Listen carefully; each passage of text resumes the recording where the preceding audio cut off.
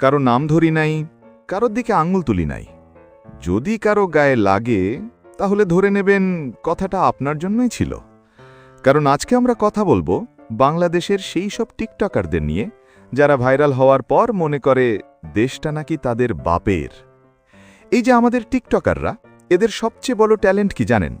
ক্যামেরার সামনে দাঁড়িয়ে কিছু না করেও আত্মবিশ্বাস দেখাবে এমনভাবে, নাচতে জানে না, অভিনয় জানে না, কথা বললেও মনে হয় ওয়াইফাই দুর্বল, কিন্তু কনফিডেন্স এমন যেন অস্কার কমিটি ওদের বাসায় চিঠি পাঠাচ্ছে অস্কার দেওয়ার জন্য।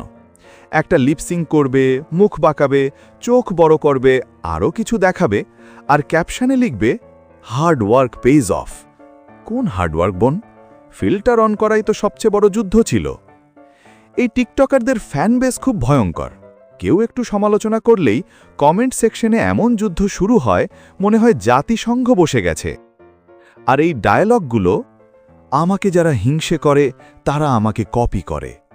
বোন, আপনাকে কপি করার মতো জিনিসটাই বা কি?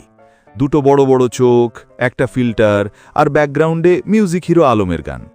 এইটা কপি করলে ট্যালেন্ট কপি হয় না, শুধু ডেটা নষ্ট হয় আর ইন্টারনেটের ইজ্জত যায়। রিল লাইফটা একদম সিনেমা। ব্র্যান্ড, গাড়ি, ক্যাফে, আর ক্যাপশন হাসেল নেভার স্টপস।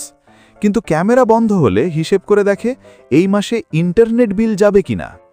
বোন, স্টাইল করো ভালো কথা, কিন্তু স্টাইলের নামে ফিল্টার, ভাড়া গাড়ি আর দুদিনের স্টোরি দেখিয়ে নিজেকে লায়লা ভাবা এখন আর চলে না। ভাই, টিকটক খারাপ না, কন্টেন্ট খারাপ। ভাইরাল হওয়া দোষ না, ভাইরাল হয়ে নিজেকে ইবলিসের সাথী ভাবা দোষ। ফলোয়ার আসবে যাবে, কিন্তু ফিল্টার না থাকলে একদিন অ্যালগোরিদমও বলবে, বোন এবার নামেন।